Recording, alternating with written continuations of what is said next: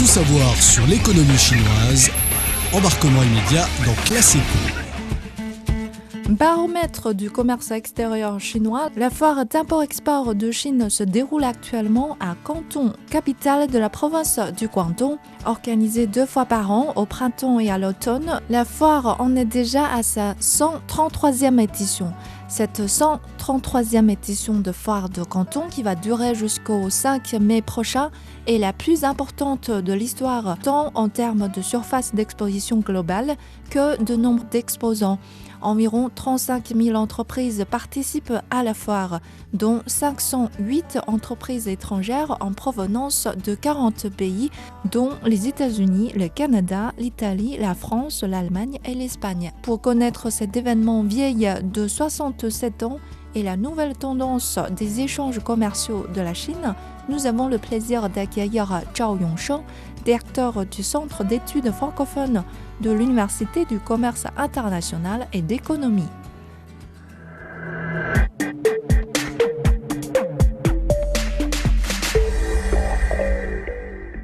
La foire de Canton est considérée comme baromètre du commerce extérieur chinois. Alors, Monsieur Zhao, quel est votre point de vue sur son rôle pour la promotion du commerce extérieur chinois? Ce genre de foires ou d'expositions sont en fait ultra importants. Pour la Chine, une économie basée sur les exports, notamment dans cette période de post-Covid. Personnellement, je viens de faire une mission dans la province du Guangdong. Je peux bien ressentir et ressentir ce genre d'atmosphère de reprise économique et commerciale. La population locale et même les entreprises locales aussi sont prêtes déjà à faire décoller leur commerce extérieur dans un proche avenir, quoi. Vous sentez déjà cet enthousiasme de toutes ces personnes qui sont très motivées pour booster le commerce extérieur chinois. Maintenant, on va aussi voir un chiffre, puisque des données officielles indiquent qu'au cours du premier trimestre de cette année, les importations et exportations de marchandises de la Chine ont augmenté de 4,8% en glissement annuel. Donc, selon vous, comment se porte notre commerce extérieur et quels sont les défis à l'heure actuelle? Oui, en fait, c'est que dans l'ensemble, le commerce extérieur chinois marche bien. Mais bon, il ne faut pas comparer avec les périodes avant la Covid. Donc, il faut être réaliste, moi, personnellement, je pense.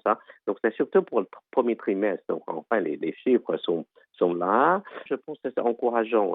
Ça montre le premier pas de reprise économique et commerciale. Sachant qu'on vient d'ouvrir les frontières, mais bon, il y a toujours un mais. On a aussi le défi, le grand défi, la baisse et même le manque au moins partiel des commandes. Alors ensuite, la délocalisation des manufactures à capitaux mixtes vers les pays et régions concurrentielles. Alors, bien sûr, cette vague un peu exagérée par certains analystes occidentaux, mais il y a quand même une vague partielle de délocalisation. Donc, vous avez relevé quelques défis qui sont devant le commerce extérieur chinois. En fait, comment faire face à ce genre de défis? Je crois qu'on peut avoir déjà quelques idées à travers l'exemple de la province du Canton, puisqu'elle est un peu la locomotive en la matière parmi d'autres régions. Donc, d'après votre constat, quels efforts a déployé la province du Canton pour stabiliser son commerce extérieur? Oui, tout à fait. La province du Guangdong, ou plus généralement parlant, le delta de la rivière des Perles, est l'un des centres d'export de la Chine les plus animés. Ça, tout le monde le sait. Alors, si l'on veut en trouver des raisons, il faut creuser dans les environnements économiques, commerciaux, sociaux, historiques, et même psychologiques, socio-psychologiques, etc. Alors, moi, j'ai rencontré cette fois, et avant aussi, c'est-à-dire pas mal d'exécutifs.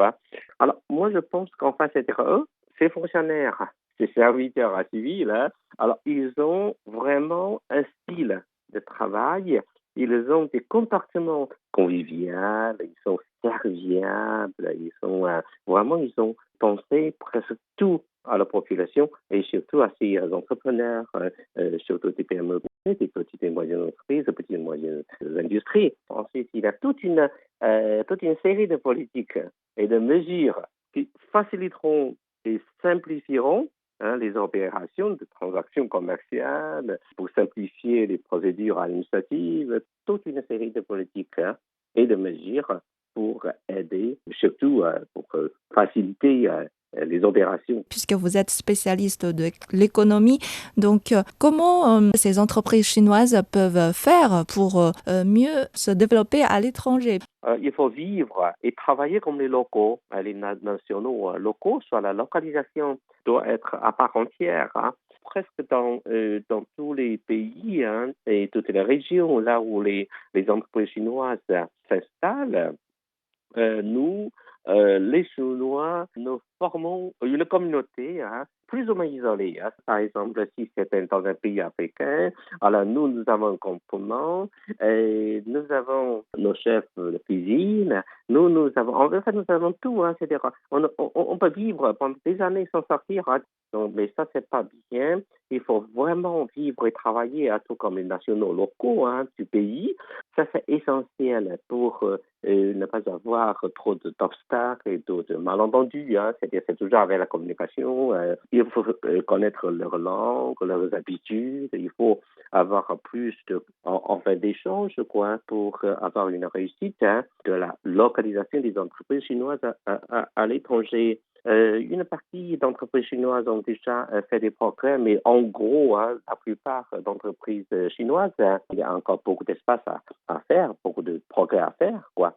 Deuxième conseil, il faut respecter les lois et coutumes locales. Mais enfin, c'est-à-dire, nous, les Chinois, nous avons notre habitude. Les lois chinoises sont différentes des lois, je ne sais pas, africaines, par exemple, ou Amérique latine, ou je ne sais pas, dans d'autres pays, quoi. Il faut vraiment bien étudier les lois locales, les réglementations locales, tout ça, c'est vraiment très, très important. Les entreprises de grande taille, ils ont déjà embauché ou bien invité des avocats professionnels à travailler dans ce domaine, ça c'est bien, mais une bonne partie d'entreprises chinoises, surtout PMI chinoises, probablement ils n'ont pas encore assez de moyens pour financer ces avocats, le travail d'avocat, ou bien ce travail n'a pas encore été apprécié par la direction de ces PMI.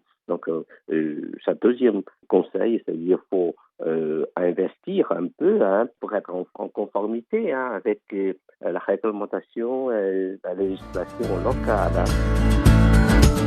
C'est la fin de cette émission. Merci d'avoir écouté Bon Pouce Studio. Au revoir.